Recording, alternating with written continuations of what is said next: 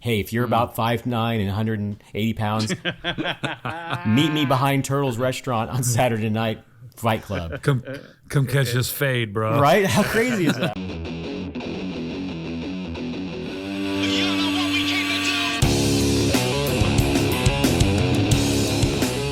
Hey everybody, this is Joshua here. Welcome back to the podcast. Today we're sitting down with Matt Clemmer and Hip. We're actually going to go over a little bit of Hip's history with addiction, and we also share some anecdotal experiences about being just the most positive person you can be. Thanks for listening. Ladies and gentlemen, brothers and sisters, thank you so much for tuning in for another episode of the podcast.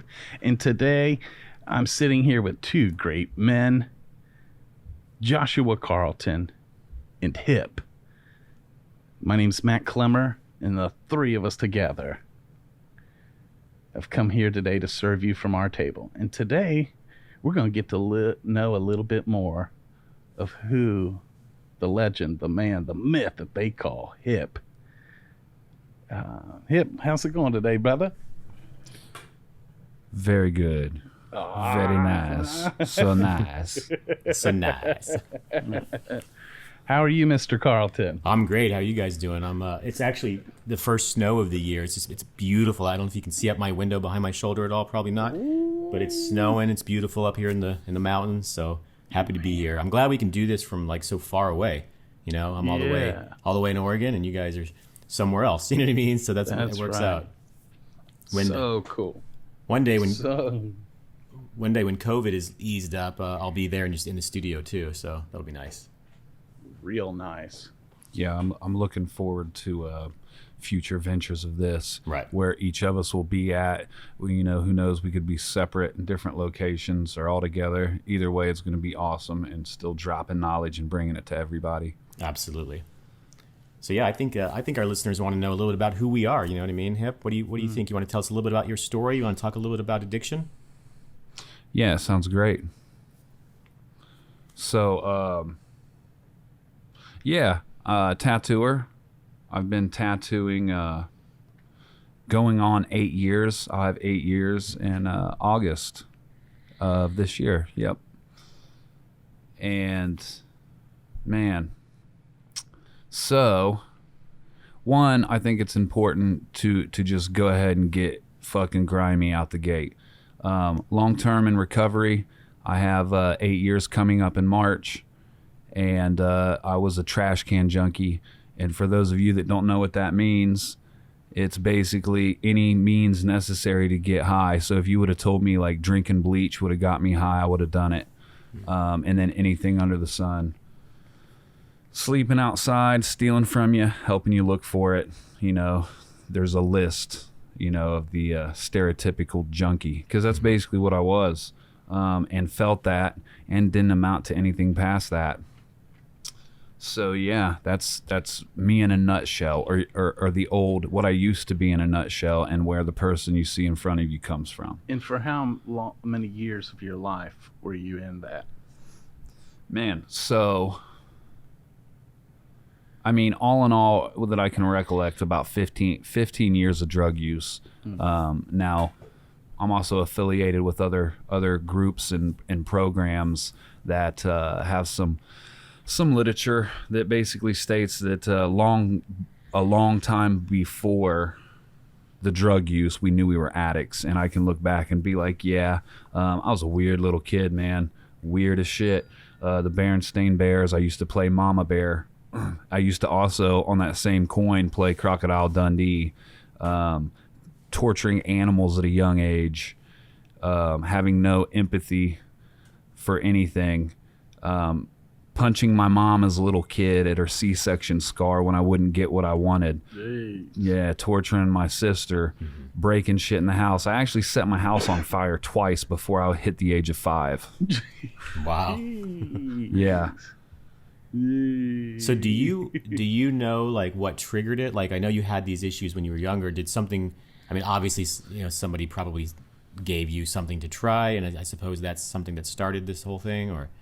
What was the drug that started it all? Was it marijuana at first, or did you go right into the harder drugs?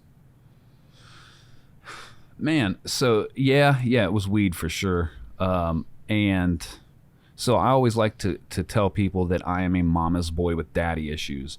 Dad wasn't there. Raised by a single parent, my mother. I had an older sister and brother that lived with us. They were substantially older than me, so I was the baby. And we lived out on 2 acres in Jamestown, Ohio. Mm-hmm. And my grandparents also lived in a house next to ours. We actually stayed in a cottage. And with my siblings being older than me and mom always working, the only people I had to fall back on were my grandparents. And they lived their life. They done everything and were settling down. It was the golden years. So for me, I wasn't getting the attention that I was desiring. Mm-hmm. So I, craved. It didn't matter if it was good or bad attention. I just wanted attention. So it was easier to get bad attention. And I don't think it was so much necessarily that it was easier, but it got the best reaction, or at least a reaction. So right. I just went with that. And then going to school, getting kicked out of the normal school and put into behavioral school, where at this time you're talking like mid to late 80s. So if you acted up in this behavioral school, the teachers would literally slam you on the ground and knot you up like a pretzel, wow. Pick you up and carry you and put you in a room with no windows and shut the lights out and basically leave you locked in there for 2 hours out of the day. Wow. And daily you had to like make these behavioral contracts, which I never made. Lack of attention, being put on my schoolwork, super defiant child, like anti-authority, anything, put me behind a lot. So then I became an LD student, and got to, I think, about 5th or 6th grade, and my mom realized like just how far behind I was with my schooling, and took me out of that place and put me back in a normal school. And I got into football, and football was great. My grades improved, my physical appearance improved. I was coming into puberty. I was getting sexy. Like you had an actual outlet now. Dude, totally. And I was meeting friends and like hanging out with some people, and after school activities were positive, and exercise and jogging and running, and that led into me doing track and wrestling. Do you feel like your coach possibly had a little bit of a smaller fatherly figure role? At least doling out advice and stuff, I would say with a little bit of hindsight, most definitely. Yeah. Yeah, and at the time, my mom was dating my stepdad now, and he's been my stepdad in my life for this whole time. But something about, because he wasn't my father, and my mom was real good about not putting him under the gun and talking shit about him when I was around. So I grew up thinking my dad was Superman. Yeah. And so this guy that was with my mom was just that. He was just some fucking dude. Right. It makes sense. So, not to interrupt your story, but remind me at some point, I have a fire story myself from when I was younger too. So, mine made the news. Nice. Yeah. Well, tell us. Yeah. So I lived with my father had a stroke when I was, I think about 12 years old. And it was looking pretty bad. He survived it, but he was in the hospital for a long time. So my mother had us move in with my grandparents, who I'm very lucky. I'm one of those people that had incredible grandparents. And I loved living there. I moved all the way from Arizona to Kentucky and lived with my grandparents. But it was at the same time in my life that, and maybe because of my father had a stroke, sort of like your backstory with you go through this weird development phase. And for some reason, I got into playing with matches. You know what I mean? And I remember burning my finger and dropping a match on the carpet in my house and like putting it out pretty quick. It made a small little hole in the carpet. But we lived right by a giant thing of woods and like the creek and everything. And my grandparents were gone for the day. So I'm like, now's my chance to really play with fire. So I took a big box of matches outside and I started lighting little ants and stuff crawling on leaves on fire. Kind of like you were talking about. Looking back, it's like I wouldn't really harm any animals now, but I definitely did then, as far as insects go. But anyway, it's the same thing. Like I let the match get down too far, it burned my fingers, and I was like, oh shit, dropped the match. And because I was outside, instantly the forest was on fire. So I was like, oh my God, I freaked out. I ran inside. For whatever reason, I thought I could get a towel and I like wave it out. That just fanned the flames, of course. So I tried to stomp it out, melted my shoes, and I ended up just turning around and just going inside scared. And I burnt down like 40 acres of woods. They had to literally fly a plane and drop that red misty stuff over the fire. It was on the news. I'm probably going to be in trouble now that I'm saying it. I'm admitting to it, but I was a little kid. Well, this is all allegedly. Right, allegedly, yeah. Nobody got hurt, thank God. No houses, because there was houses like around it, but it really just burned down to the creek. But I burned acres and acres down, and I never fucking played with matches again after that. That's for damn sure. Man. Yeah. Yeah, fire was amazing, man. Yeah. Well, when I said earlier burning the house down twice, I remember crawling up under my bed, looking at like the foam and lighting my dad's lighter, because he was in the life for a good 3 or 4 years at the very beginning, and I just remember like the whole bed lighting on fire, and I was underneath, and I was just like, oh wow, that's amazing. And then the next thing I know, my dad is yanking me out from under the bed. Wow. Busting my ass and trying to get the fire extinguisher, the pin out of it to spray the bed down before the whole house went up.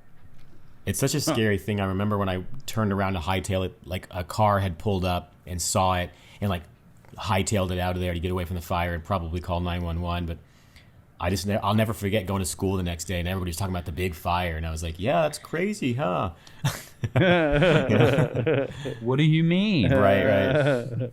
How old were you? I was 12. Okay, Yeah. That's awesome. That's awesome. That's the moment I decided I'd be a tattoo artist. Hell yeah. Right. The question Josh asked you, in the way he posed it, he's asking like what drugs you try first, or almost what drugs started or got you sucked into addiction. Now, I've been with you long enough to learn that it's not the drug. Mm-hmm. That it's really a deeper issue, that it almost didn't matter the drug, even though there's some harder, and the heroin one's the killer. For starters, I just thank God you're sitting here alive to talk to us right now, because all the times you almost died. Me too. But man, your whole life's changed. So for the people listening that are either still, how many tattooers that are battling with addiction right now, they want to stop, but they haven't. They may feel like they can't. They may feel like life's gonna suck sober.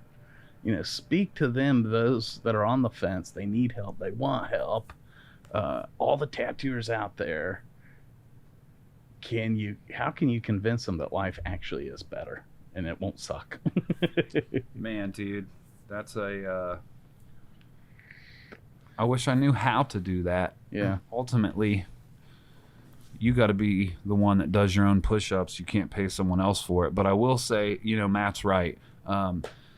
It isn't about the drugs. I mean, it is, but it isn't. But it's like what the drugs did, they sedated my emotions, is what they did.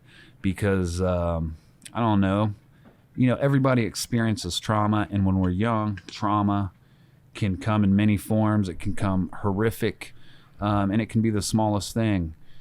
And for whatever reason, we start telling ourselves these stories that turn bigger and mean more the more we get older. And I just, after sports, I got into music, and I found friendship there. And I remember smoking a joint for the first time, and it felt good, Getting high feels good. It's fun.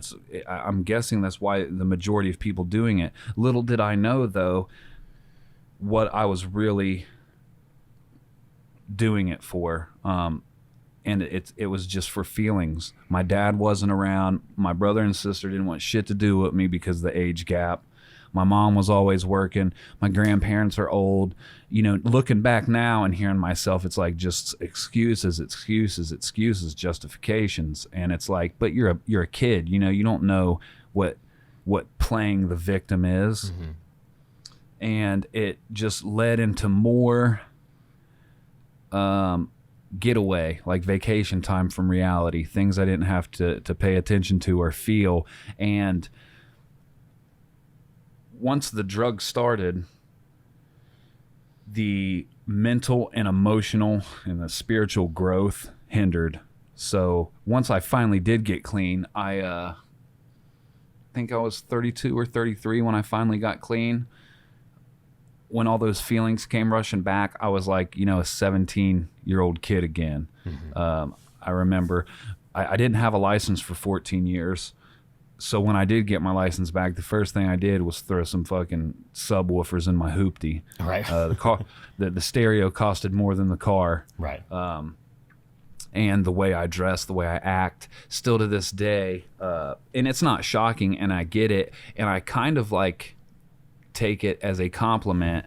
But me, Matt, and the amazing Brian Brenner were sitting down a couple weeks ago, and he had told me and Matt that like I have like a childlike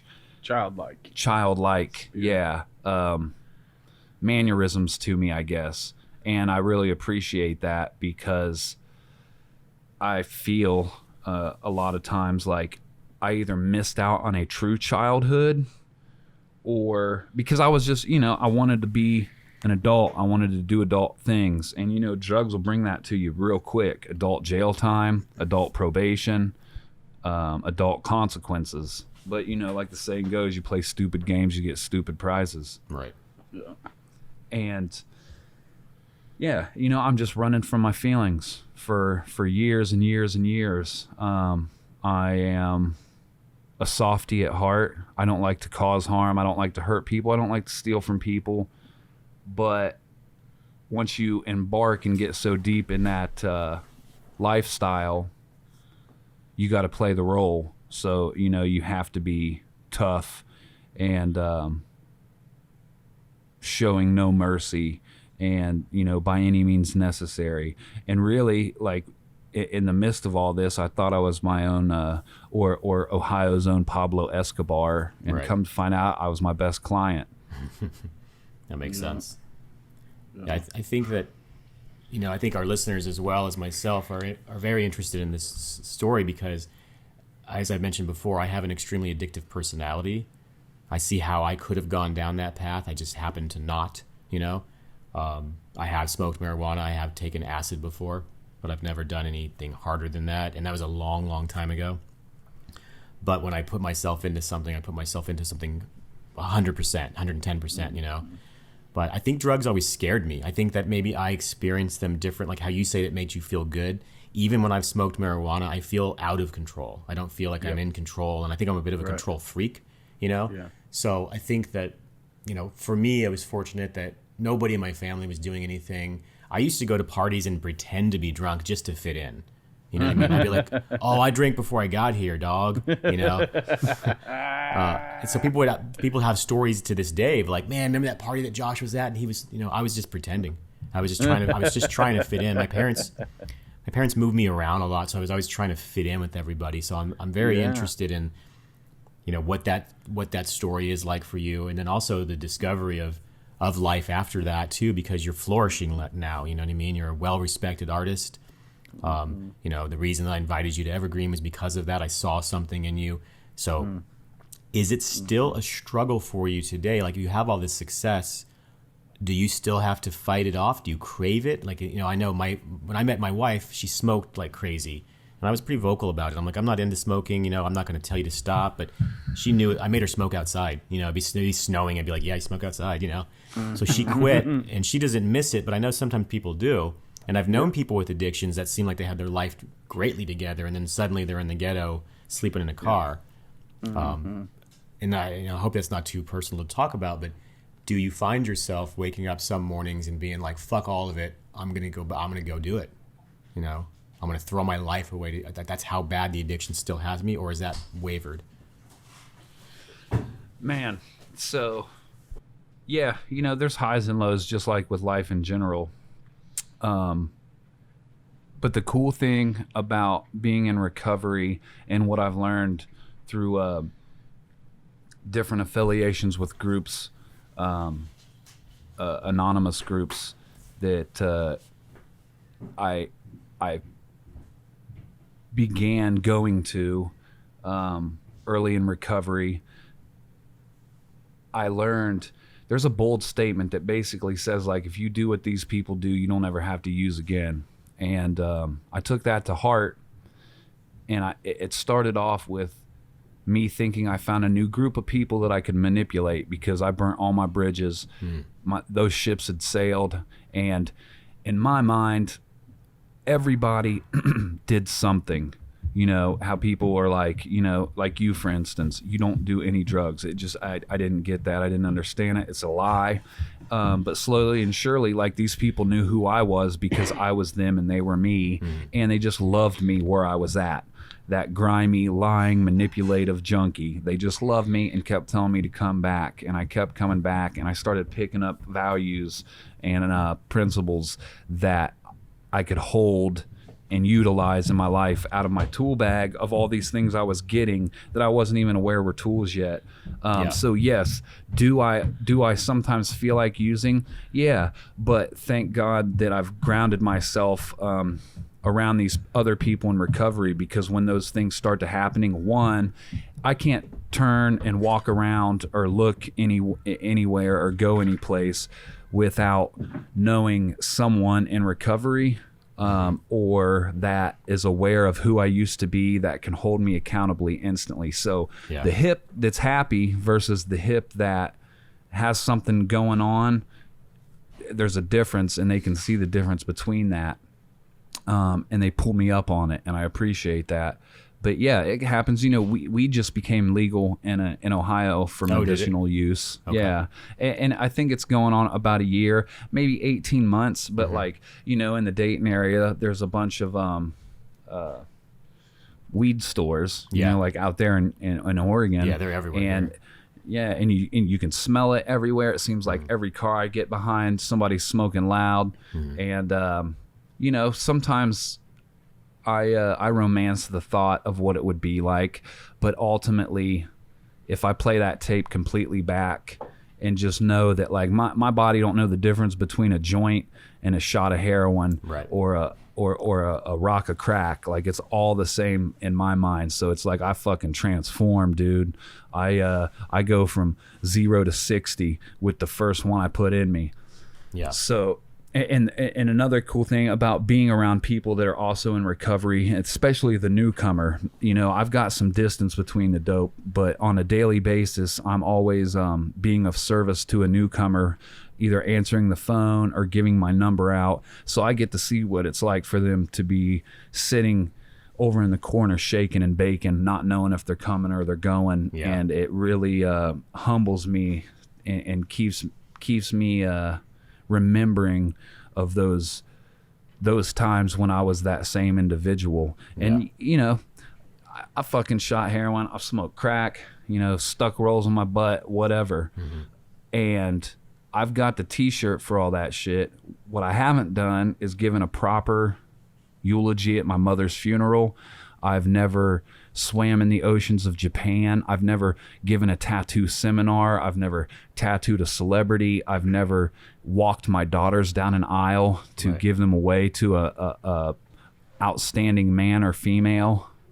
Right. Those are all things that I look forward to. You know, having a grandkid sit on my lap and ask me, what are those weird things on my face? That's shit that I want to experience. And I know that, you know, substances don't serve me, and we're supposed to feel, you know, like when something shitty happens, we're supposed to have feelings about it, right? And we're supposed to get through those and lie on other people and let them help you, and then you just rinse and repeat and do that for someone else when they're struggling. And that was a concept I just guess I didn't get when I was a kid.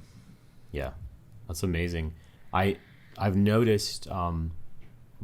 I've noticed that sometimes, or actually oftentimes, people who have an addictive past and they're recovered or recovering will get addicted to the recovery process. AA meetings, Al-Anon, whatever, you know what I mean? Narcotics Anonymous. And I noticed it's like they need something in their lives. Do you feel like tattooing is a bit of that for you? Have you been able to kind of dive in as strong with your art are you addicted to being the best tattoo artist you can be? Because I definitely feel like that's my problem. You know what I mean? I've been tattooing for 30 years, but I still feel like I'm just swinging the sword every day to try to fight for everything I have to be on that top echelon. And I still lose sleep over it. And we've spoke about this before, but I'll be teaching a seminar and I'll say like, yeah, I lose sleep, and people will laugh. They're like, haha, Josh Carlton. I do. I fucking do. I really do. I think that it's ultimately my stress alone from tattooing could have possibly even contributed to the cancer diagnosis. I don't know. I have no facts of that, but I spent a lot of time tensed up because I'm, how can I be better and stuff like that. And I said I saw something in you. So I think early on, especially, I definitely saw you were very hungry, very, very hungry for knowledge. And I remember, sorry to go off track here, but I remember when you did a guest spot at my studio, I handed you my keys, and that meant a lot to you. I didn't even think about that. And you were like, I would have robbed this person at one point, and here now he's completely trusting me with his keys to one of the most important things in my life, my tattoo studio. Yeah. Do you remember that? Totally, dude. Like yesterday. So that showed me, how far you've come, but I could tell that it still very much affected you. You know what I mean? Like when we went out to dinner, a lot of talks would lean towards like, it used to be like this, but now it's like this. And it's pretty fascinating to hear those stories. So yeah, I guess kind of rounding back to it, are you able to put what caused harm for good, basically, like by being addicted to being the best hip you can be? Man, fuck yeah, dude. I was gonna say, yeah. Obsessive compulsive. Oh man, by the fucking carload, dude. Right. I think most of us are. Definitely the best tattooers I've met have been that way. We're all a little crazy, and I don't know if I'd change that, right? Because I think we kind of are where we're at because we took risks, because we, did things out of the box. I remember my best friend, Sean King, telling me, you always have the craziest ideas, but they work. You say, I'm going to do this, and everybody's like, wow, that's crazy. And you do it, and it works because I'm a risk taker. You know what I mean? Man. I'm a risk taker. I think we all are. We're taking a risk with this podcast. You know what I mean? That's right. Yeah.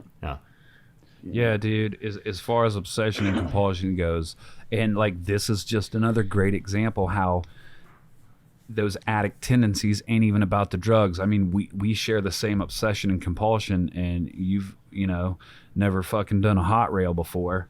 And that's just a great example. There's times when I can get so obsessed and compulsed with this that I start neglecting relationships of my wife and my children or my parents or my best friends or another addict in need. Yeah. And I get to that point, like the dope, I get real self-centered. I get selfish and I'm not really giving a fuck about what's going on with you. I want shit. It was happening right before we started this shit. Like, I got you on a pedestal. I also got Matt on a pedestal, but I'm fucking closer with him. We're like on dad son level. So like I see that it's like 5 minutes past when we're supposed to start, and I'm over here like shaking and baking, like come on, right. He ain't gonna like me if we're not prompt on time. Yeah. And then like it's just the obsession and compulsion kicks in, and man, it happens so much to the point that, and this is where like the fucking crazy and senile part kicks in. Because in my mind, while that's going on, I instantly am like, well, fuck, I'm in Matt's basement. If I speak up and say something, he's going to try to pull my hoe card in front of Josh. And before you know it, we're fist fighting in the front yard. And right. His wife's here, so she's on his side. So she's going to call the cops and vouch for him. And I'm going to be the one that goes to jail. Right. This happens, bro, just driving, just out of nowhere. I get these fucking insane worst thoughts. Scenarios, the worst, man. I think sometimes... Go ahead. Oh, I was just going to say like that. I'll do a tattoo and fucking get praise for it. Hate it. I always tell my clients, like, if you're 100% satisfied, I'm usually like 60, 50. And if you're anything below 100%, I go home and swallow razor blades. Yeah. But like, I won't even post shit if I know certain artists won't like it, which is like fucking stupid, dude. Yeah. Like, if you break it down, it's really like, wow, does that even matter, And what a way to devalue your client, you know. Really, that makes them feel real special when you do that. Yeah. It's so interesting to watch because I'm so familiar with that feeling. And my wife has started doing permanent cosmetics. And after being around me for 20-something years, she's just as bad. I let her tattoo an eyebrow on my knee because it's a bone. You know, if it's, she's practicing on fake skin. She's done a handful of people on their faces, and it's gorgeous. But she just obsesses over it. She blows the picture up. She goes and finds her clients, and like she calls them in the wild. So like it's a client like at, you know, it's a family picture, and she's blowing up she's zooming in on how their eyebrows heal. And the tattoo she did on my knee is flawless. It's so beautiful. And she's literally going, well, I don't like these wavy lines. And I'm like, I literally don't see them. It's like the anorexic that looks in the mirror and sees a fat person. Because I would be honest with her. I'm like, yeah, babe, you're struggling. Laser perfect. It's amazing. I have an amazing eyebrow on my knee. And she just looks at it and she's like, someday I'll be good. And it's like, man. Welcome to the club. Yeah. Welcome to your new addiction. Exactly.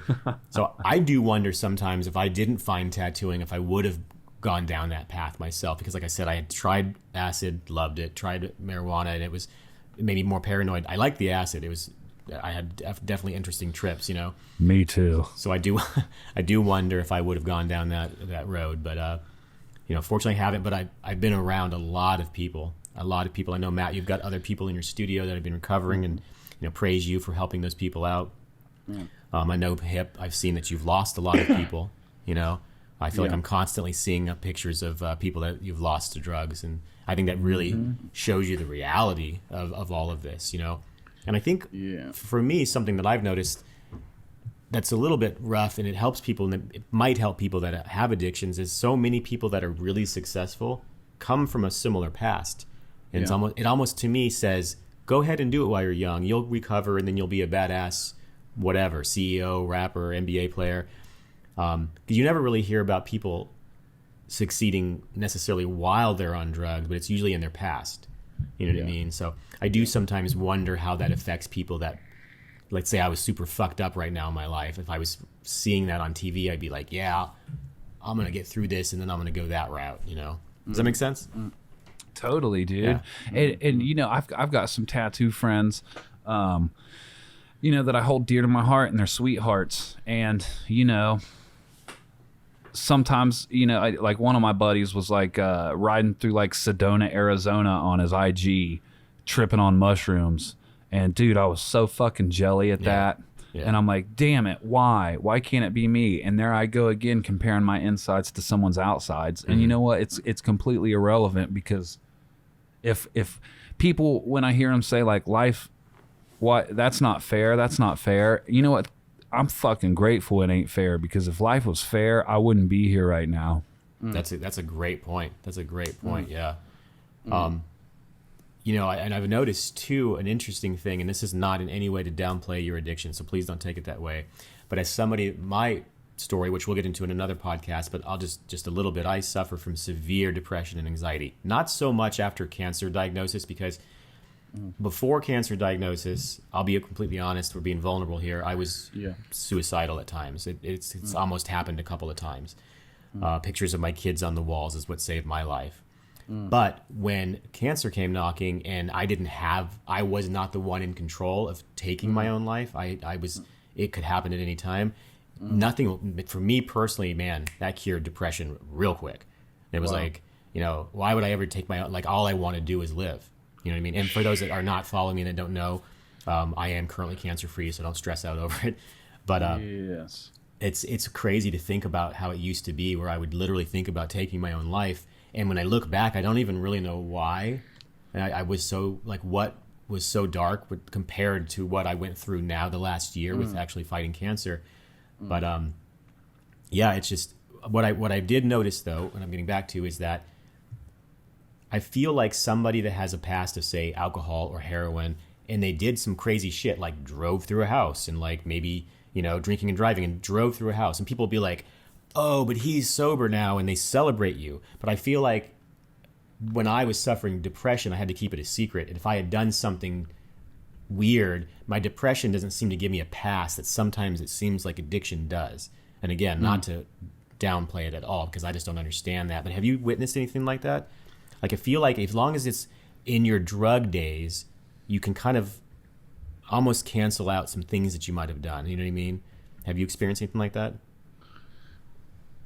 So, I mean, yes. So one, I totally can relate with you as far as anxiety and depression go.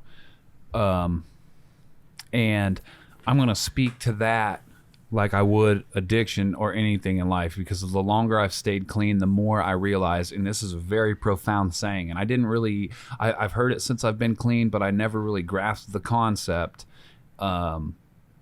until recent years. But it is, they say that if you are not the problem, there is no solution.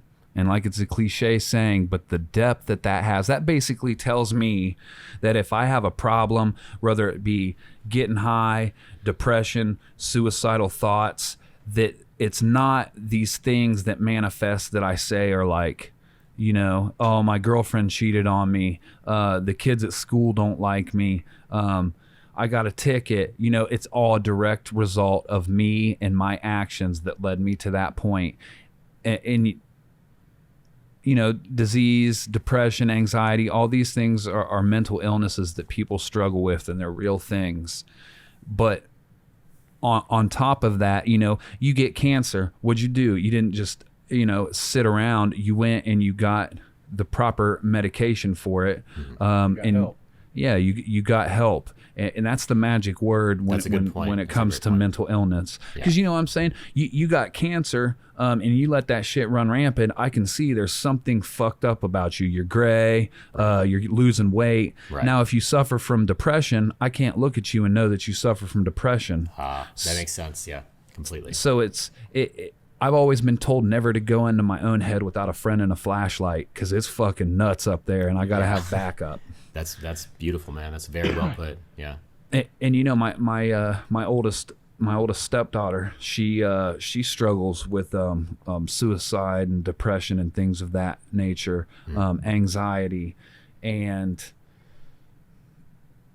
all I can do, I get angry at first, but recovery has taught me to like have empathy, because it's funny. My stepdad used to tell me, like, you can't fix stupid. Like, I was just stupid for the things I did, and just fucking stop. And it's like, it wasn't that simple.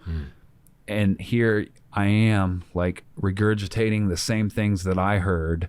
But the cool thing is like I've got some principles behind my belt that, like, once I say that, I can stop and reflect. And those people that I was talking about that are in recovery with me as well, or mentors like you and Matt, my wife, she's in recovery, they can hold me accountable and be like, that wasn't the right thing to say. And then I can give myself that nanosecond to reflect and then make an amends direct for, you know, thinking that you can fix stupid or, you know, losing that empathy. And I always tell my children, I'm like, look, for real, I'm about the same age level as you are mentally.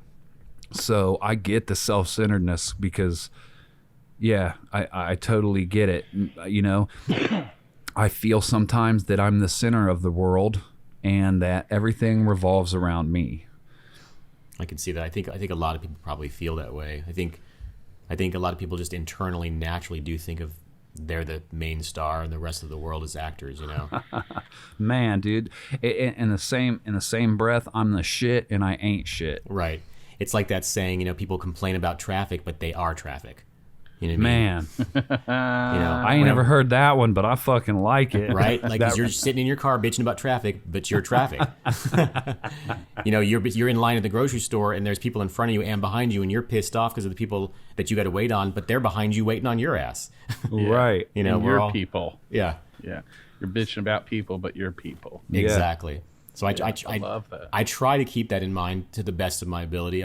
Nobody's perfect, so I certainly will still do the same thing. Like, God damn, there's so many people in fucking line. They should just let me cut. I'm only buying toothpaste, you know? But man, and what an applicable saying that goes with, like, you know, something that I bitch at another tattoo for doing. Like, I know there's another tattooer looking at me like, this fucking dumbass. Yeah, exactly. Exactly. And it just goes to show us, this. I like to focus on the similarities versus the differences. Yeah. Absolutely.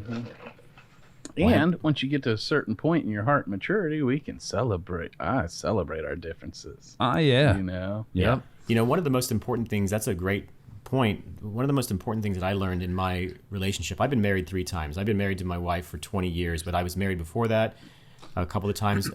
One, I just got married young. Second one, I got married because she was super wealthy and it was in Las Vegas, and it's a stupid thing to do, but I did it and it was terrible. But I married the right woman now, but we have our differences. And somebody, I wish I remembered who said this to me, but they said, if you truly love somebody, accept them for who they are, because my wife will do something and I'll want to go, wait a minute, why would you do that? Why did you? And it doesn't matter why. That's just how she is. And you have to just accept her how she's accepted me. And even with our own relationships as friends, like if you really want to be friends with somebody, you have to accept them for who they are to a point, obviously, if they're doing crazy shit. Yeah. But life is much, much easier if you do that. Like I call myself out. If I do that to my wife now, I'm like, yeah, I'm doing that thing again. Because somebody did it to me one time. I had a guest artist come out and they talked to me the same exact, it reminded me so much of myself. Like they questioned something I said and it made me feel like weird. And I was like, that's what I'm doing to people? Like, just let them talk. Let them do their thing. You know what I mean? So what Matt was saying, that's a great point, Yeah. Celebrate the differences. Oh my God, yes.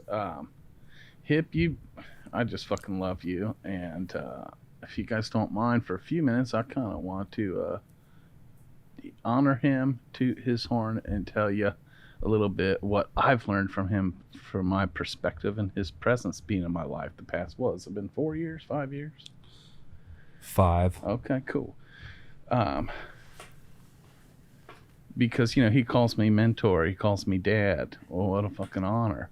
But let me be the first to tell you all that I've learned just as much from him, if not more, This is where iron sharpens iron, But Hip's taught me so a lot. But everything, how you were answering your questions, because I've been around you long enough, I was able to almost simplify it to 3 or 4 categories. And this is what comes out of your language. Number 1 is awareness, self-awareness.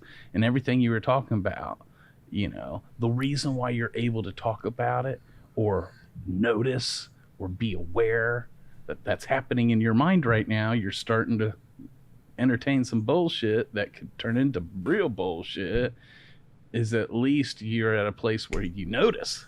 Because some people, they just fucking go, right? But you have awareness and you're taking responsibility for that. 2 then leads to the tools that you got on your own personal tool belt on life to deal with life in your own deal. You know what I'm saying? 3 is who you associate with. Whether it's your meetings, your support network, whether it's us and Josh, who you surround yourself with, all that matters, and I've watched you do it time and time again. But so let me give you an example, Josh, and all the listeners here, of the depth of awareness and self-honesty and authenticity that this man walks in that inspires all of us. Example, he was driving into work one day, and he was going to be 20 minutes late. He had no appointment. No one was waiting on him. There was only one other artist in the shop, traditional artist, just working on a line drawing. Hip on his way in, so there's no repercussions really, except that he's 20 minutes late. Hip decides he's just going to make up a little white lie or a little story like, hey dude, sorry I was late, but there's a traffic jam, right? Which we all do as humans naturally, right? Or at least think about, I'll just say this, and then the awareness kicked in. He stopped himself and he thought to himself, why the fuck am I going to make up a lie? Why? I'm not a liar anymore, ever. And why would I ruin it? And why would I lie now over this? So then he didn't. He just owned it and he walked in. He's like, yeah, sorry I'm late. And the dude was like, cool. Right. That could have been the end of it. Right. Nope. Later on, an hour or 2 later, now the rest of us are there, is eating Hip up on the inside. So he comes back out. And that one artist, he has to get completely clean with him and says, yo, man, on my way in today, I thought about lying to you and telling you, but then I decided not to. But I just needed to confess and apologize to you for thinking about lying to you. Wow. You know, and that dude would have never known, none the wiser. And that level of like self-honesty, and then expressing it to others, not only is it powerful and inspiring, and it's like, holy shit, where have I been a liar to myself and tell a little white lie? You know what I'm saying? But the freedom in that, but that's him attacking something before before the disease can even take it and turn it into something it was never meant to be. But were you going to interject it? That's amazing. Well, yeah, I was just going to say that that whole story I told you was a lie, and I've just let it ride this long so you can like brag about me. You know, I kid. That's interesting that you brought up lying too, because like I said before, I've moved around tons. I went to like 15 different schools. My parents constantly moved around. My dad was a con man, basically. He got himself into some shit, and whenever he got caught up in it, we'd just move in the middle of the night. So I lied to my new school to be cool. I was from California, not from Kentucky. Anytime someone said, "Did you see this movie or do you like this band?" it was yes, just so I could connect with you. So I grew up with that. Right? I grew up with that, not realizing that it would become a problem. And then you know, when I met my wife, I was embarrassed that I had been married twice before, so I never thought we'd end up being married. So when I met on our first date, we were talking, and I said, I was married once. I've been married. And it was literally not until years later that she found out. I mean, I had brutally lied about this. She was visiting my family and saw wedding photos after I had lied to her, and it was incredibly embarrassing. It was so crushing to me that I literally had to tell her, look, yeah, you caught me. I lied. I was super embarrassed. I don't know what to say, and I don't want to talk about it ever again. I basically had to like shut it down. You know what I mean? So that was the day that I kind of realized next time somebody asks you if you liked the new Marvel movie, just say whatever you really believe, because I would always just, do you know so-and-so? Yep. I just was like, just keep the conversation flowing because I just moved here and I don't have any friends. You know what I mean? Mm-hmm. So I'm similar in a way. I'm very impressed with you being able to own that. And self-awareness is such a big thing for me, you know? So I do the same thing. Like you might actually hear me say, I just lied to you. Sorry about that. I did. I've heard you say that. It's never a big lie. It's always like a dumb, yes, I've tried this sushi bar or something, right? Yeah. And I'm just like, I just lied to you. I don't know why I did that. So it's so silly. But it's not a self-righteous thing at all. I'm just trying to communicate with you guys or anybody else the same way that I communicate with, say, my wife, who I'm just very comfortable around, right? My friend Sean and my wife have two people I can be very, very comfortable, and they know everything about me. And this kind of goes into tattooing a little bit. I had a hard time communicating with my clients because they were very separate. It was like they're my client. And I've learned that if you talk to people like a person, like they are, you can really fix a lot of problems that could have potentially arise. Or if you if you ever met somebody and you're like, that guy seems like an asshole, but he's not at all, but you just didn't know it. Sometimes I'll be like, this client's putting up some flags over email. I'm a little weird, and I'll build this scenario of how it's going to go, and I'll go in knowing it's not going to go well. And guess what? It doesn't go well because I manifested that.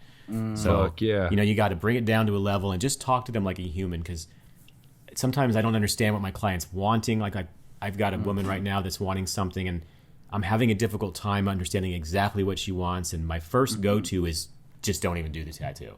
But you keep doing that, pretty soon you're not going to be working. You know what I mean? So, So just self-awareness, communication, it really carries a lot of weight, right? It really does. Dude, it really, really does. And that's fucking beautiful you said that, because it's like, it's those little things that if you don't address them and nip them in the bud, then in a week, in a month, in a year's time, they turn into a little bit bigger and a little bit bigger. And before you know it, you're fucking balls deep in drugs again, or I'm balls deep in drugs again, or, you're in your fourth marriage and, shit like that. So it's better to just keep mowing the grass while the grass is still at a decent height versus like letting it get out of control. And it seems like, sorry, go ahead. Go ahead. I was going to say, it seems like a difficult thing, but honestly, it makes life a lot easier.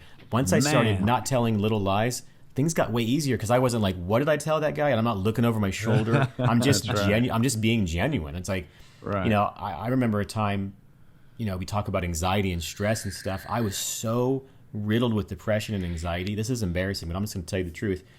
I put out an ad, I was going to put out an ad and I didn't do it, and like a Craigslist to meet me behind some popular restaurant. Like I gave my height and weight to fight.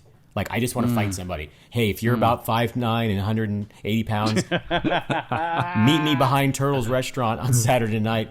Fight Club. Come catch this fade, bro. Right? How crazy is that? I'm like, what the fuck was I thinking? Like, I just was so angry. No, I didn't. I didn't do it. I didn't do it. Yeah. But I told my wife, and she was like, "Yeah, you might need to talk to somebody." But life is so much easier now. Like even all the shit I've been through, like by just being honest and being open and just being a real person, not the person that just moved here. Like it took me 30 years to find out who Joshua Carlton is. You know what I mean? It took me a long time because I moved around so much and everything. And it's like, I'm just honestly like, even after cancer, I'm really discovering who exactly I am. You know what I mean? And owning it, and this is me. This is me. If you don't like me, okay.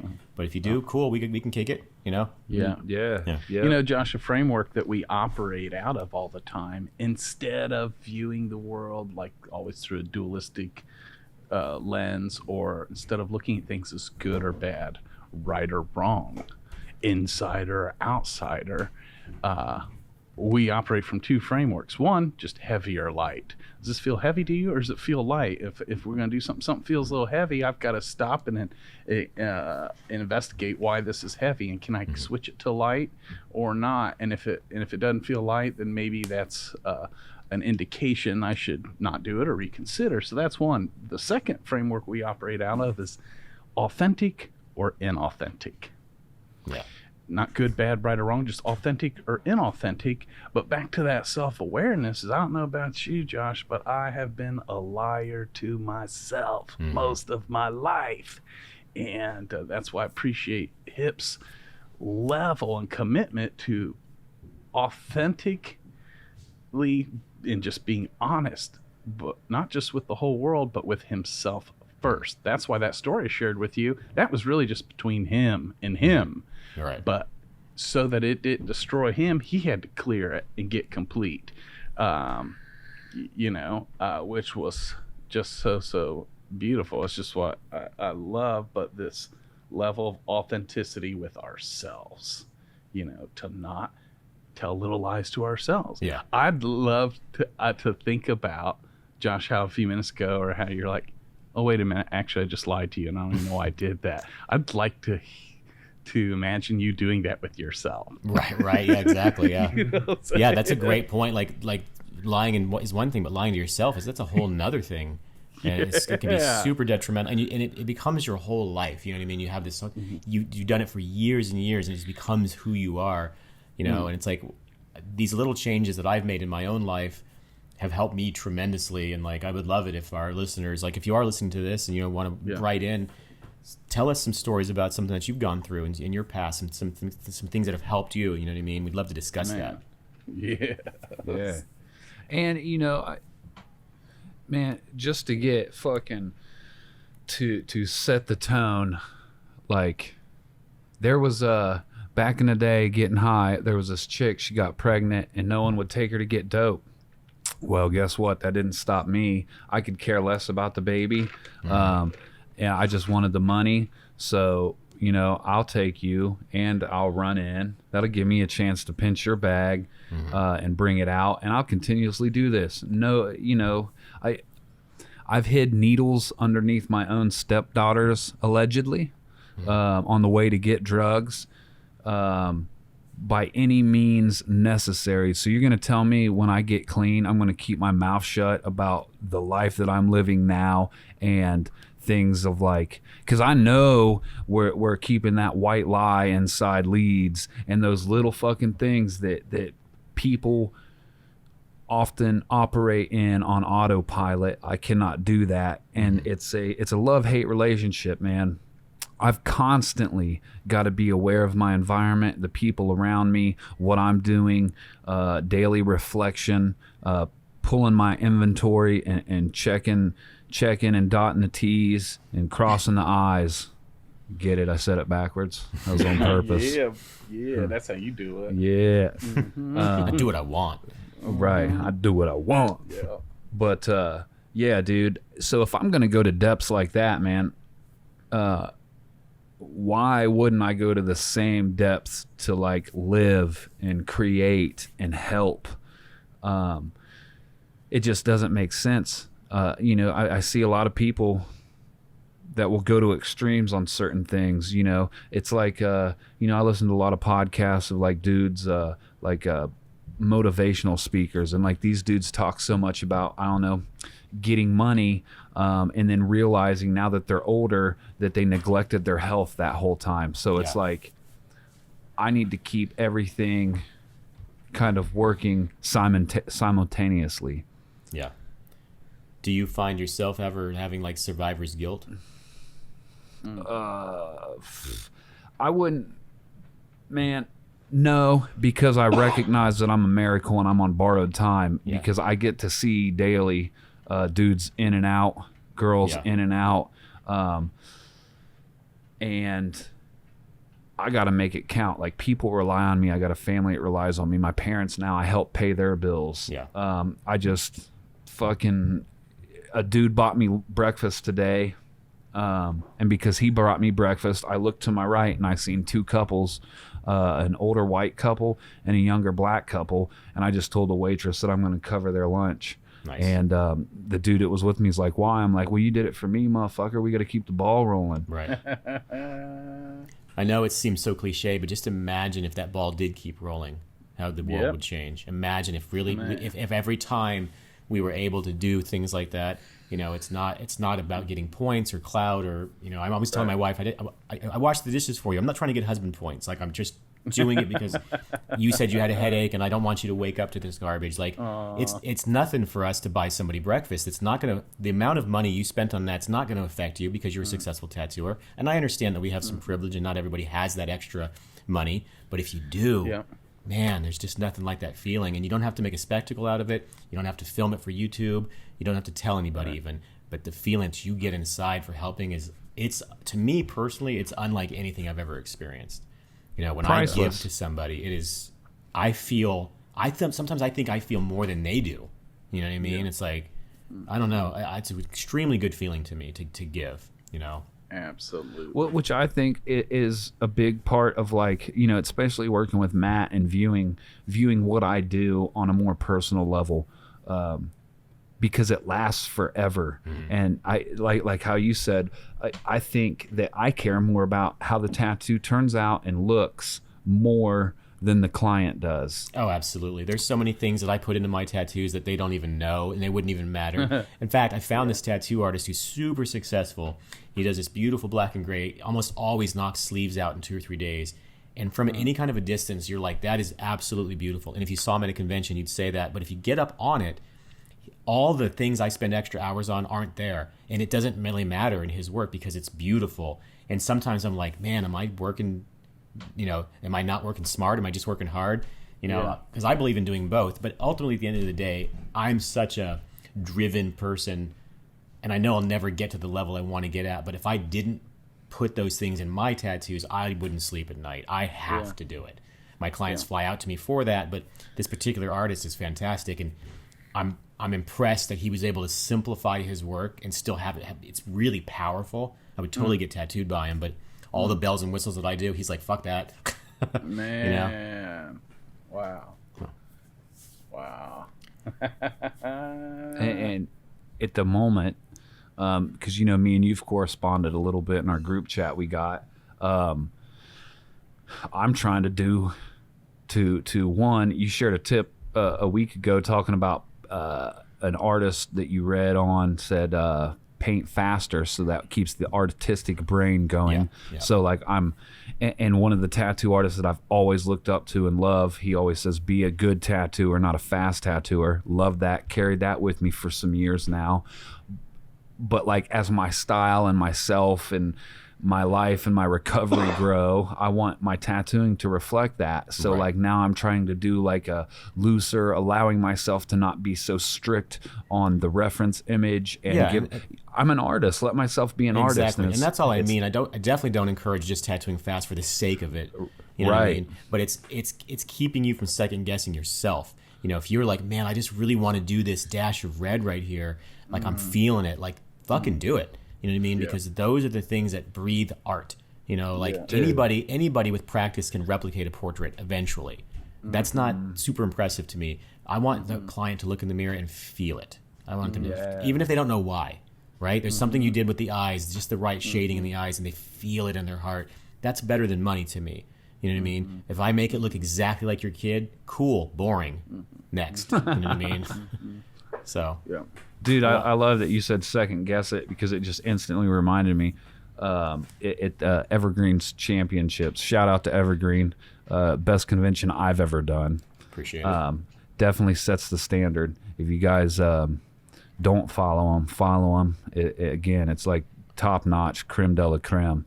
But so the first annual Evergreen Champions, I actually was honored to be invited to. So I came with the gloves on, and the second day I was relaying my stencil, and you come creeping over, which makes me nervous always.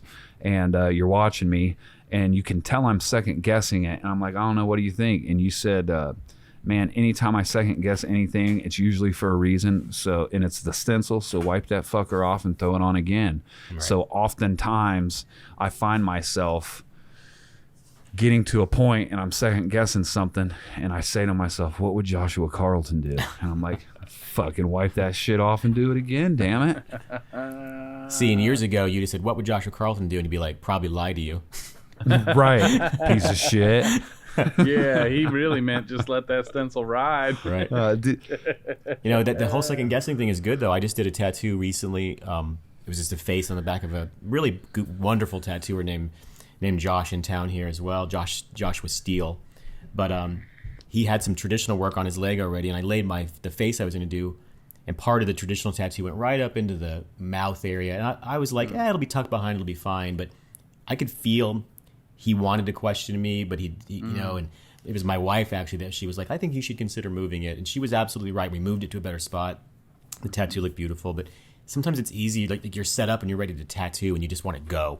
You know what I mean? But really take that time and remember, like, forever. This tattoo is forever. You know, so let's make it the best we can. And it would have been it would have been fine, but you know, In that moment when you said you could feel your client maybe wanting to interject or question or maybe ask, but maybe too scared to, or you're the fucking legend, you know, so I get that.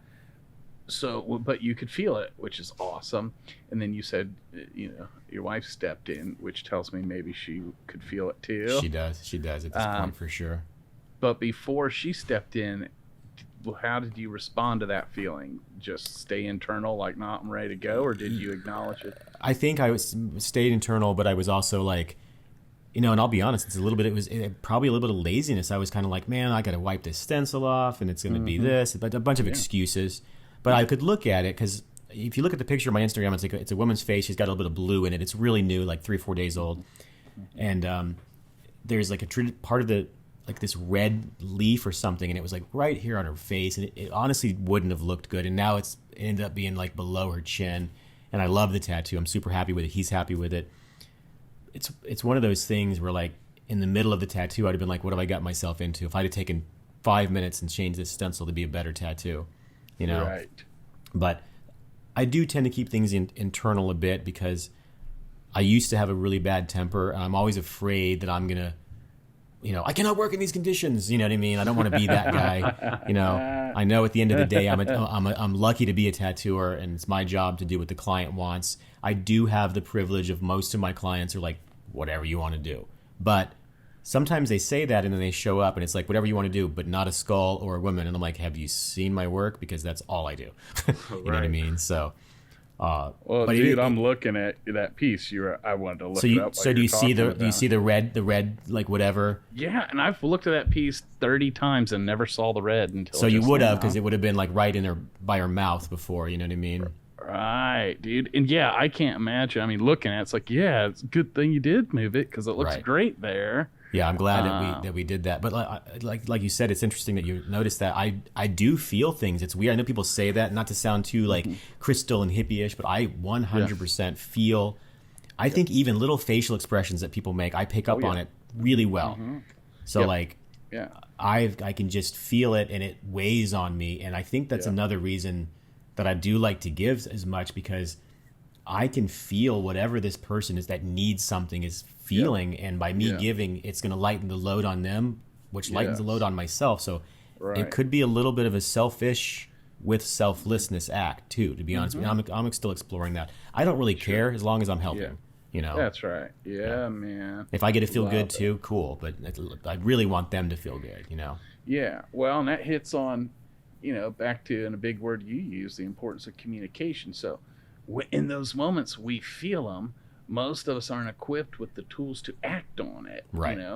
Especially in the moment. We can all think back, shoulda, coulda, woulda, but that's where the magic's at. Yeah. But the saving grace is when you're just authentic with yourself. Then it can be easier, or at least more simple, to acknowledge someone else's. If you're picking up on it, that's why I always say we always get the feelings, we get the thoughts, but to act on it is a whole, another level to create peace for all of us. And we know that in theory, but sometimes it's easier said than done, or a lot of us just don't quite know what to do or how to do in the moment, which is or they come by so quick. They're almost like feeding or fleeting moments. Exactly. That don't really count till afterwards, and you're like, shit, man, shoulda, woulda, coulda. If it was the 5th, we'd all be drunk. Right. I'm lucky that my wife is super supportive of it, because you hear stories about like you spent what on what, and it's like if I tell Nikki or she tells me even like I'm feeling like this, I gave this person a ride or money, she's 100% supportive. She told me one day, she's like, you might be mad, but I gave a woman a ride today, and she was clearly a junkie. She was an older woman, and she really needed a ride. And as a father, my natural instinct, and as a husband, was like, she could have robbed you, she could have this or that. But she's like, I just felt like I really needed to do it. I needed to help this woman. And I'm like, she knows how to take care of herself. She's a black belt in karate, by the way, or jiu-jitsu, by the way, so she can handle herself. But don't fuck with my wife. Okay. She will beat your ass. but we're very supportive of each other in those aspects of, hey, because actually not too long ago, it was right when I started tattooing again, I was in such a good mood that there was a woman in front of me and this is going to sound like I'm bragging about it, but just some restaurant, and she, for whatever reason, her credit card kept being declined. I don't remember why. And I was like, I'm going to pay for it. I'm not going to let you leave here without your food that's all bagged up and everything. And I didn't really think about it, but it was for her whole family, and it ended up being a little on the expensive side. But I was so happy to help that on the way back, I was just giving money to all the homeless people too. And I kind of came home and I'm like, I spent kind of a lot of money on homeless. And she was like, you felt like you needed to do it. I'm super happy I'm in a position to be able to do that. But I got to be honest with you, sitting down to tattoo after doing all that, I felt great. I felt so good and just ready to give my best to this tattoo. And, I could have made excuses about giving somebody money because they're going to use it on drugs, and maybe they will. But I just felt it. I really genuinely, in my bones, felt this person does need this much more than I do. You know what I mean? Hey, you ever had one of those go wrong or not as planned? Like one year I stayed a couple days, because usually when I go out to Evergreen, I always stay a little bit longer. A bunch of sweethearts that are security there. And I've really befriended and turned everybody into my family. But so like I'm always at Voodoo Donuts.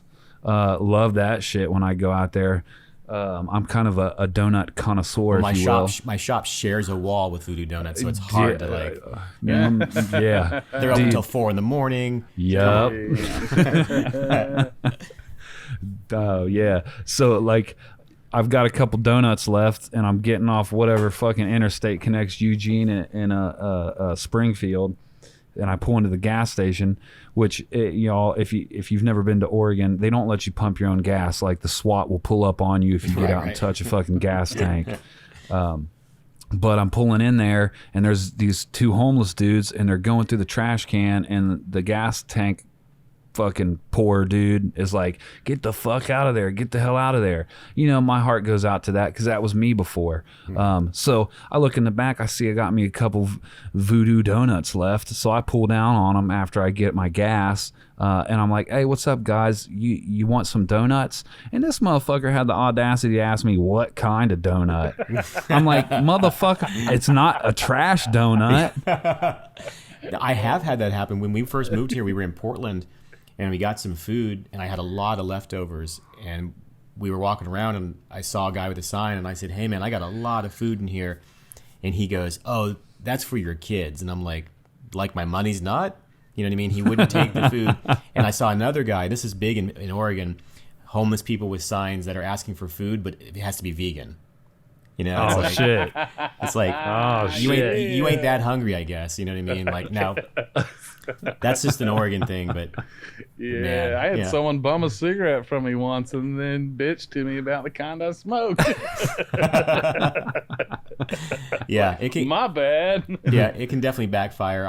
I always worry that I'm gonna give, let's say, buy the couple next to me's dinner, and maybe the guy's macho, and he's like, you don't think I can buy my own dinner? It's not about that at all. It's just Right. You guys are just a sweet couple, and I was watching you guys, you know, and I don't know. I remember. I always try to leave in situations like that or Yeah. remain anonymous. Yeah. It's best if you can remain anonymous for sure. You know what I mean? Like, you know, whenever you hear somebody donated money to build a wing of a hospital, but then they got a big plaque with their name on it, it's like, Right. how's that? That's just build the wing.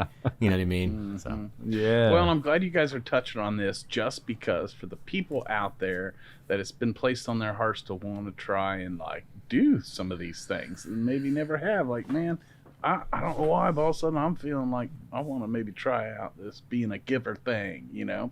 And what I want to encourage all of you is, hey, there's going to be a time where it doesn't seem to bear fruit or it's not received, or they can even seem offended or put off or whatever. Do not let that discourage you. If you have one of those times or 10 that don't go great, do not let that talk you into going backwards and not being a giver no more. Don't let that jade you. You stick to your why. And if you feel led to, like Josh said, if you feel it in your bones, and you don't have to be attached to the outcome. Know that you have an impact. Try not to be attached to the outcome and do it anyways and never quit doing it. 100%. Are you guys familiar with the YouTuber called Mr. Beast? Have you heard of him? So if you get a chance, you should watch it. It's so, long story short, it's this guy, he's 22 years old. He knew he wanted to be a YouTube star. He kept doing these videos and nothing happened. And then one day he had this idea on live YouTube. I'm going to count to, I think it was like 1 million. It was crazy number. He literally just counted. But for some reason, that video was so weird that it went viral. And that one video made him a millionaire.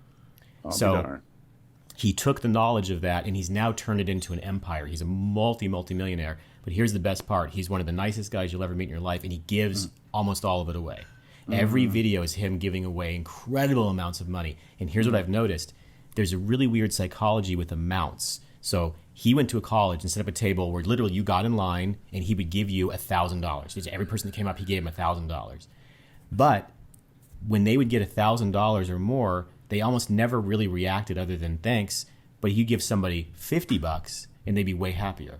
There's a weird psychology of the amount. Wow. He had a contest where they bought an entire car lot of cars, and then whoever gave away the most cars, they split them all up, wins. He's going to give this person a Tesla. So people were literally driving around going, hey, man, you want this car? It's free. And people were like, no, I'm good. There's a weird psychology about what's he up to, what's really happening. Yeah. So it's almost like the more, the bigger you give, if I was to give somebody $5,000, there's a weird, like, what's happening? But if I'm like, man, here's my last $20, they're like, damn, thank you. It's really interesting to me. But if you get a chance, watch Mr. Beast. It's fascinating because he gives away sometimes as much as $1 million in one episode. But if you look at the video, it's got 22 million plays, which he ends up making more money, paying still. for itself. Yeah, right. Like he just does these crazy things, and he gives away. He'll take a drone and just drop cash, drop cash over a neighborhood, and some people won't pick it up. It's that weird. There's a weird psychology. Yeah, and that's why speaks back to those of you out there going to try this whole giving thing. Don't stop, even if it's not received at all, let alone received well. And yeah, because when you are, these days, Hip and I get it a lot. Like when you're just genuinely nice to people, they're caught off. Think maybe you're weird, trying to figure out what's really your motive here. I've heard that about you. I've had to sorry to interrupt you. I've had to not defend you, but you've come up in conversations and been like, oh, isn't he is that a cult? I've actually had that. So, and then Kool-Aid's real. And then the same person after they met you were like, damn, you were right. He's the genuine great guy. But I think sometimes people are like, what is your agenda? Why? That's right. There's something you're doing because they're of a different mentality. And I get that. I understand that. You know what I mean? Like, why am I always so positive and so giving? What's going on, I do too, which is when it used to hurt my feelings. Sure. It doesn't as much anymore. And I understand that's why the consistency of it's key. So many people in my life that would think on the front end, I must be fake. No one's really like that or really nice or whatever. Right. But it was the consistency, and sometimes it took years. Like even Joe Brenner says, like I deserve like an Oscar because because people think I'm fake. They're like, that motherfucker ain't broke character in 30 years. Yeah, I think I'm cynical by nature. Yeah. So this man actually helped change my whole outlook on professional tattoo artists in the industry, because fuck y'all, you're just a bunch of arrogant douchebags that think you're better than. Right. I'm going to do this myself. Let me go ahead and pop this CD motor out and learn what I learned in the joint. Right. And along the line somewhere I met Matt Clemmer, and the artist was like, get the fuck out here, Matt Clemmer's in the lobby. I'm like, who the fuck's Matt Clemmer? I put my machine down.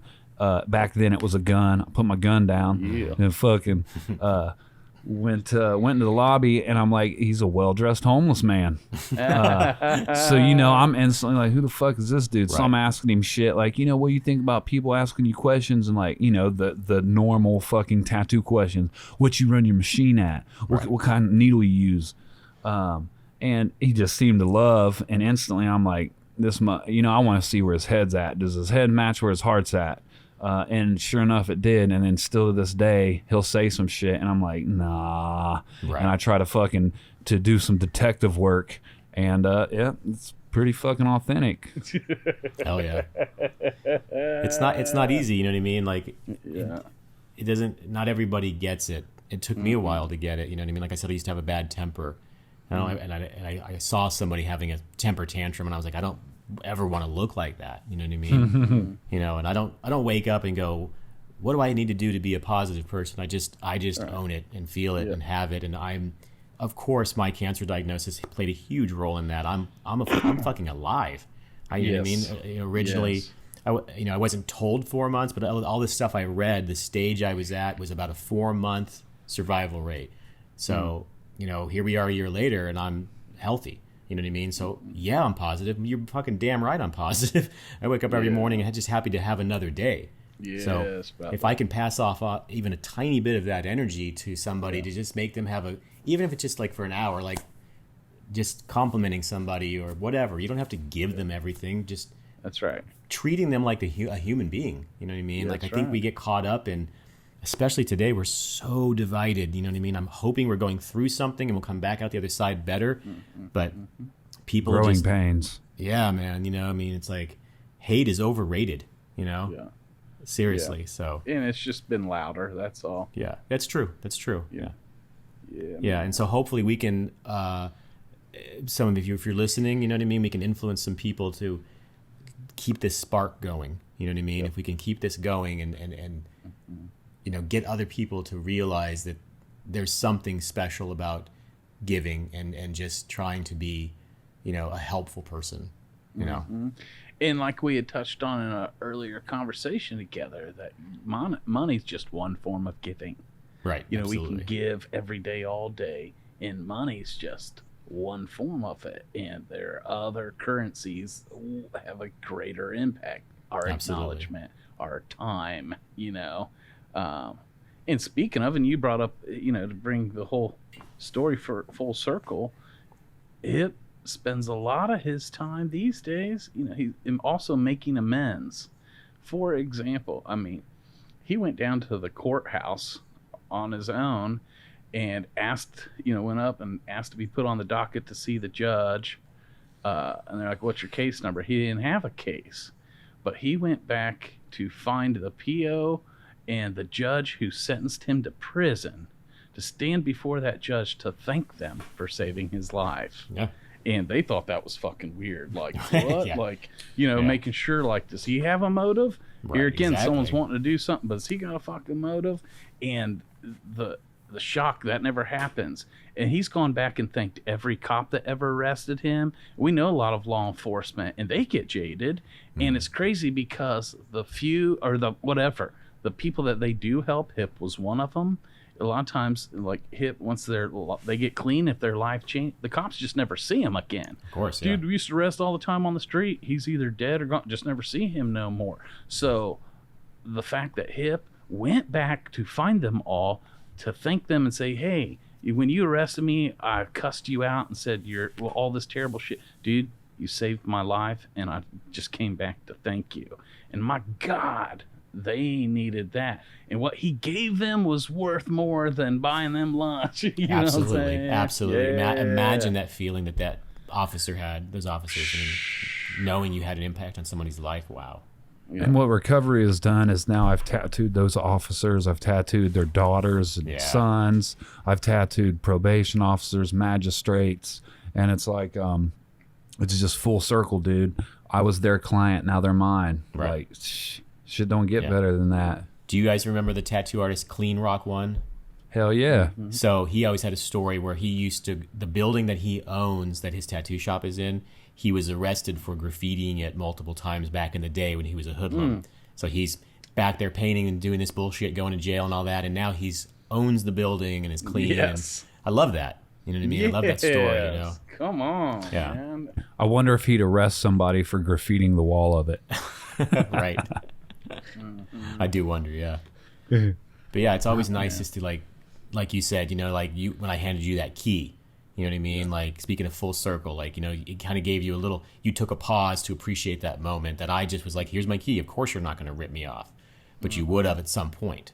And, you're a changed person for the better, you know what I mean? And, I think if we can just all wake up every day and kind of appreciate the day and just think to yourself, like, what could I do to make this a better day for myself, for others? I think we could really add some value to life, And to speak to who he is today, he had to apply courage for all along the way to build relationships. For example, there was a time, Josh, he had both you and I on a pedestal, hadn't met either one of us, and was too afraid to even write us or message us. I remember, I'm in his town, and he was too afraid really to come holler at me and went through somebody else. But regardless, when I met this man, he basically had nothing. Didn't have a driver's license, hadn't had one in almost 15 years, no car, and so two things before we worked together. Now, he had asked me 3 years prior, and I knew it wasn't time. My inner voice let me know, you're supposed to work with this man at some point, but not today. Right. And it took 3, he wasn't ready, but anyways, the day that I felt the release, instead of me just saying, okay, we can talk, I gave him one assignment, which was to listen to a teaching series, 14 different teachings, each an hour long. So it's 14 hours of teaching, and you can YouTube. It's called Your Wish is Your Command. And I asked him to listen to that on his own timing. Once you get through all 14 hours and meditate and marinate on it, come back and we'll have our first discussion. Take your time. You need 6 months, whatever. This dude calls me back in 48 hours. He's like, done, ready, And I knew I could, by my line of questioning, figure out, did he really listen to it? And he, I think, listened to it twice before, just hungry. And he showed up, had made a T-shirt on the front of it. It said, empty cup. Like he is empty cup, ready to receive. But anyways, on that day, that's when he decided to create a vision board. And on his vision board were, basic things like a driver's license, a vehicle, at the time he also wanted a Kangen machine, which is a Japanese medical device, makes the best drinking water on the planet, but those fuckers are $5,000. You know what I'm saying? Like some of the stuff on his vision board, I remember he put a Hawk machine on there, some money, well, dude, just everything started coming to fruition. He manifested and worked his ass off and obtained and received everything on that vision board, made a new one, completed all that, I've watched him just grow so fast. And on that was also relationships with people in the industry, with guys like me and you. Right. And he was afraid to talk to me. He was afraid to talk to you. He was afraid to talk to Yogi Barrett, like so many people can be. The difference is bigger than his own fears, his own insecurities. He did it anyways. He took imperfect action. And here we sit, Yeah. It's just beautiful. Yeah, it's amazing to hear the story that you... How Matt was talking about that 48 hours and done. That's that dope fiend mentality, that obsession and compulsion. Yeah, absolutely. Yeah. I can see that. I think we lost Josh, or he's frozen. Hello? Let's see here. Stand by. There we go. We got you back. Oh, did you lose me for a second? Yeah, we did. Okay. We thought you were giving us a mean stare. Right. So, can you guys hear me now okay? Yes. Yeah. Okay. To just, to think about the story that you started this podcast with about, where you came from and everything, like, I'm proud of you, man. Like, you've come really far. I'm just from one brother to another. Like, I am super proud of you. I see you. And, like, you have so many great things that are going to come to fruition still, and I think the more that you give, the more that you're going to get. And I think that you really understand that. And I think that Matt's probably largely responsible for that. So thank you, Matt, for that, for sure. But I just wanted to say, like, from just hearing a little bit of your story, it's kind of amazing to where you are today. It's kind of unbelievable. So wow, you know what I mean? Color me impressed. Thank you. Yeah, and you're actually a good tattooer too. So a great tattooer. Yeah. I try. A lot of competition. Everybody's so good now, right? It's just like when I was like coming up and everybody's like, Josh or Carlton, there was like 10 motherfuckers. And I was like, I got this. Right. Now it's like, you know what I mean? Now you gotta you gotta stand out hard because, you've heard me say it in the past, like there is no more who's the greatest or anything. It's just, you just be that top echelon is all you can really shoot for. You're going to have fans. Right. You're going to have fans, but man, it's just, you can't be that. There's no best anymore. It's like we're all striving for that little piece of the pie, you know what I mean? So just as long as you stay focused to who you really are, and just do your best. Like I always say, like print your workout once a month and lay it out on the floor and just be honest with yourself. You know what I mean? Don't be mean, but just if that could have been done better, then do it better next time. You know what I mean? It's just like the keto diet. You know what I mean? If you fuck up on the keto diet, the next day you don't overcompensate and go extra keto. You just start back on the keto diet, right? Good. So if you do a tattoo that is maybe you could have done better on, you don't have to go crazy. You just next time you do it, and you get a chance to go back into that tattoo, you do it. I think that's stuff I've lived by for a long time, and it's helped me out a lot. Like I can be really honest with myself without beating myself up and be like, yeah, maybe I rushed that a little bit, or maybe I should have softened that edge, or maybe I softened that edge too much. You know what I mean? Whatever it is. Next time, mental note. I take a lot of physical notes, to be honest with you. As I get older, I find that note taking is really helpful. If I do a tattoo that I love, right, I'll be like, I use this color, I use this needle, this voltage really helped a lot, and because I'll just think I'll remember everything, but I'm 46 now, and I won't. I'll be like, so yeah. Yeah, dude. That's powerful. I love that you're even making notes, like, and adding it to their folder for your future self, especially like if you were talking about speed, maybe because you realize that went in their skin better than the last guy or whatever. That's awesome. It just helps. That's why I make some of those videos on YouTube where I kind of explain things, because we've talked in the past, and we can talk about this on another podcast, but even my finances by having this kind of journal of what I want to manifest. Like that's what started the note taking in general. And but now I have a little pad next to I sit in a chair upstairs when I watch TV with my wife and stuff, and I have just a little pad, and it might say like, just like a painting I need to work on, or a song idea that I had, maybe have the key that it's in. So I can just, if I'm just sitting there doing nothing at all, I'll just open that up and be like, oh, I better get on that, or I should go write that song, or whatever it is. It's like, it's a bit of a to-do list, but if I don't have that and I can manifest it, like I can do manageable chunks, like one at a time, I'll get really overwhelmed. Like I got 19 things to do, and it's actually 3, and 2 of them took 10 minutes apiece. Yeah. You know what I mean? I love that you always bring up the manageable chunks. It's so powerful and important.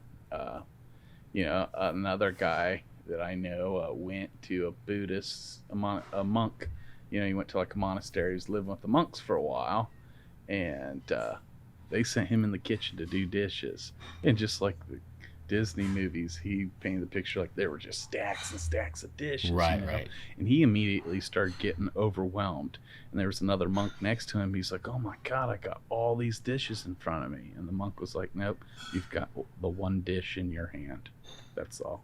You just have that one dish in your hand. You clean that dish, and the next one, he's like, you don't have all these dishes. You just got the one dish in your hand." And that helped him. That's so how I live my life. Literally, like that's a huge part of my life because of anxiety and depression. It's very easy to get under hypnosis, get super overwhelmed, and I'll get mad. I'll be like, I have so much shit to do. Why did I take on all these clients? And it's like all I have is the tattoo of the day. All I have is whatever, it's like whatever's in the moment. That's all I have. This podcast is all I have right now. I'm going to give it all my attention, and I'm going to devote myself to it. Life is monumentally easier for me personally once I realize that, It's so easy to get overwhelmed and just not do anything, you know? Just for today, man. Yeah, it really helps. It's something my wife and I talk a lot about, and it's changed our lives. Like, I think that even though I've just battled cancer, I got to be honest with you, I'm happier in my life now than I've ever been. My life is fantastic, and a large part of that is because I accepted who I am as a person, and I know that I've got today, hopefully, maybe not tomorrow, breaking things down into manageable chunks, like these little rules that I live by, that I used to see people do stuff like that, and I would be envious, like, oh, I wish I could love the little things in life. I do now. It took me 30 something years probably to get there, but I'm happy to be here. And I have so much to learn, but I'm at peace. I'm at peace in my life right now, and that feels really good, Priceless. Yeah. I don't think I've ever been at peace in my life. I just always was chaotic, and I was just me against the world kind of thing. Like I have to be the best tattoo artist there, and now I'm just like, man, I'm just happy. I'd be like, this sandwich is so good. Now, see, I wasn't able to eat a sandwich. I wasn't able to swallow a French fry. Like you don't know what you have until I'm at a tattoo convention, misdiagnosed, and think I have something else, and I'm taking a bite of a French fry, and I can't even swallow a bite of it. So to be able to eat a slice of pizza now, it's amazing. Like you literally go every bite, you're like, oh, So it's crazy. So good. Yeah. So good. Well, I definitely think that I'd like to hear if anybody's listening, I'd love to hear some stories of your, what's something in your life that's impacted you greatly? What's something that's changed your life? Like, what's a manageable chunks kind of thing that you do that you can share with us? I'd love to hear some thoughts. Yeah, absolutely. Always open to learn new methods. Yeah, absolutely. Hip to the guy and the girl that's listening right now, and they're inspired. They want to get clean. What would you have to tell them? Man, all you need is a desire. There's more out there than you think. You're worth it. Yeah. And it can happen. Yeah. With me, I got clean on accident. Now I stay clean on purpose. And what I mean by that is my higher power was a pair of handcuffs and a jury of my peers, because they did for me what I couldn't do for myself. And there is hope. The tattoo industry and life needs you. My IG is at Hip _81. If anybody is struggling with addiction or wants to reach out. HIP at 81 or _81. Yes, sir. HIP _81. Yep. And, that's out there for any tattoo artist, any person that's struggling with addiction or just needs, sober support. Feel free to DM me. I'll throw out my number. That's amazing. That's what people did for me when I first got clean. So, if I want to keep this, I got to give it away. Right. That's amazing. One thing, and I don't know if this pertains to addiction or not, because I know it's a struggle that I've not dealt with, but 5 years is going to come and go whether you are clean or not. So like, even if you're not an addict, you have a decision. If you're in a dead end job and you hate it and you really want to go be a singer or be a tattoo artist or whatever, start today, because that 5 years is going to come and go, and you're either going to be at square one and be like, man, I still wish I was a tattoo artist, or you could be 5 years into tattooing and be a guest on this podcast because you're blowing up and we're excited to have you. So That's right. Make that decision, take that first step, My goodness. And imperfect action. Man. And do it anyways with courage. Don't be afraid of failure. Man, that's right. Failure just makes you stronger. And the fear may never go away. Yeah. So we do it anyways. Yeah. And honestly, like, anybody that's successful has failed their way to success. Exactly. You're never going to meet an Elon Musk or somebody and be like, yeah, it was a breeze. There was mistake after mistake. And guess what? You fucking learn. That didn't work. Not doing that again. Not blowing my money on that. You should see my first oil paintings. They were dog shit. And I don't say that to be funny. They were dog shit. But Can we get at it. Can we get a link to those, Josh, for the viewers? They're in the garbage. I used to dream about being in galleries, you know what I mean? And now I'm at a point in my life where that's a reality, and I never thought it could happen, but I had to start. I started with those garbage paintings, and I just kept working at it. I kept going, and now I'm fortunate enough. I teach classes. I teach around the world, It can happen. It's not something that I didn't just get lucky. I worked. I got up. I took the steps. I did it. I failed. And I got back up. And you can do it too. I know you can do it. And the power in that lies is us learning how to fall in love with the process. Yeah. Man. Yeah. Yeah. Because it's not just like, I'm going to commit to this. This is who I'm going to be or I'm going to do. And as if like you can't enjoy life until you achieve that thing. Exactly. The path is you the realize, journey. My goodness. And you realize once you achieve or obtain that thing, even though it's cool, the real reward is who you had to become to even get to that place. It's the man and women we become along the way. 100%. And it's nice to sit down with my wife and go, remember when? Because she was there. She was there from the beginning. Remember when I used to say, I just want to inspire somebody. Can you imagine if I was in a gallery? Can you imagine if I played my guitar in front of 10,000 people? All of that came true. But I had to take those steps. It wasn't overnight, Yes. I played, we headlined in Belgium for my band, This Patch of Sky. Lights came on, 10,000 people easily staring at me, play that first note. This is a dream come true of mine. I couldn't believe it, Not even just happening, but in Belgium. I traveled across the world, And nobody can take that away from me, you know what I mean? And that's something that was a dream at someday, So beautiful, Josh. Imagine all those successful people. Imagine Eminem when he was a kid, Lady Gaga when she was a little girl just waiting to get out of her house to be the star that she was meant to be. She took those steps, you know what I mean? Like, anybody can do that. You just have to have the drive, the desire, the heart, It seems like a lot to do, I know, but it can be done. Just you got to go. It's time to go. Brother. I love that. My wife was reminding me 12 years ago when her and I met, through our whole relationship, I've only talked to her about one tattoo artist. And she was reminding me that the other night, Matt, you've always told me just about one tattoo artist and who's always your favorite, but through 12 years now, you've only talked about one guy, and that's Joshua Carlton. Oh, and she was just telling me, get a room, guys. She was telling me, like, Matt, if I'd have told you fucking 10 years ago that not only would you be friends with Josh, but you guys would be doing a podcast together, and I had to sit with that. That's my, that was a remember when scenario. Yeah, and it's so cool to look back on that. I love that, Oh, man, so fucking awesome. I think some people are so afraid to fail, Yeah. Mm-hmm. And it's the process. And well, no, and we all want to fucking own a crystal ball. We all want to know what's gonna be out there before we get there, you know.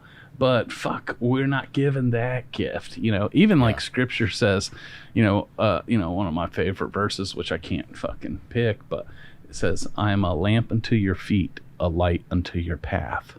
So Josh, I was standing out in my backyard, and it was one of those nights, pitch black, cloud coverage. There's no moon or stars out, like pitch black.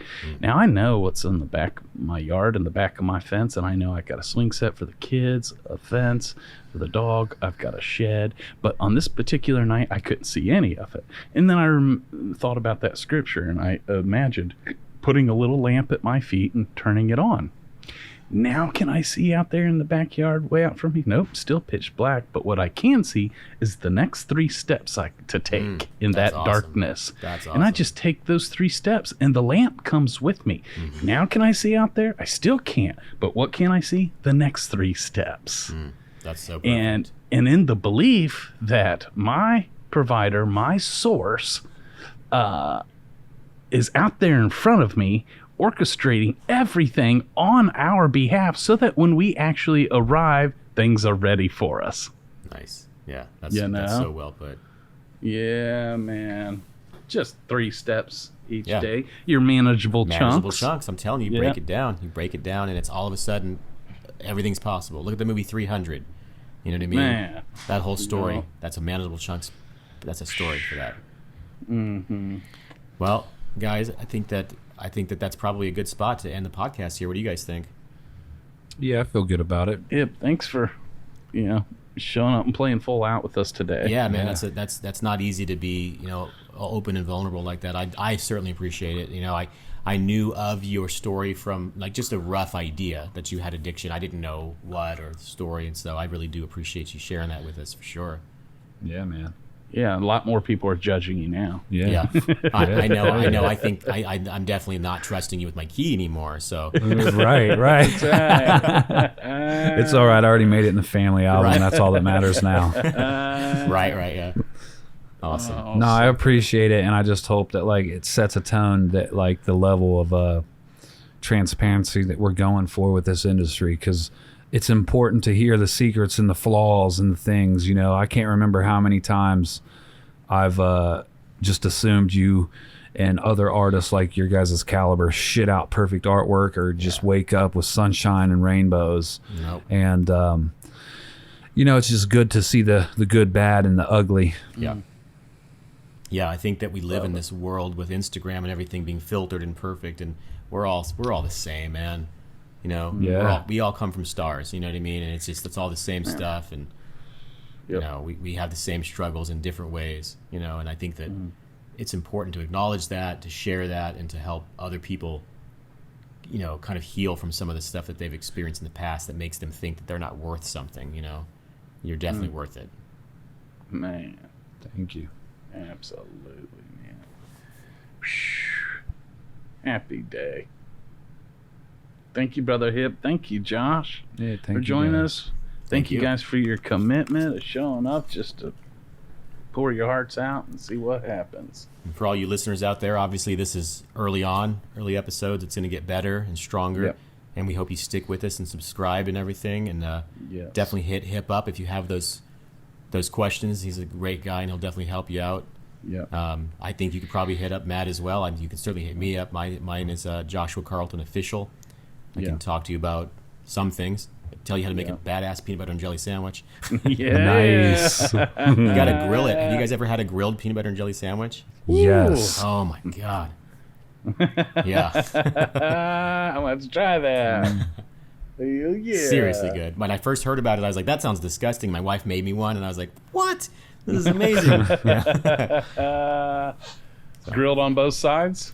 Yeah, grilled on both sides. But, the jelly will get real hot, but it's like if you grew up liking peanut butter and jelly like I did, it's just like the next level for sure. You know what I mean? Wow. So, Love it. Yeah.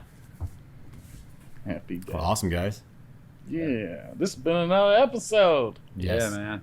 Appreciate y'all. Yeah. Big time. Thanks to all our listeners for tuning in with us each week. Thank you to our sponsors. Yes. Thank you for the opportunity.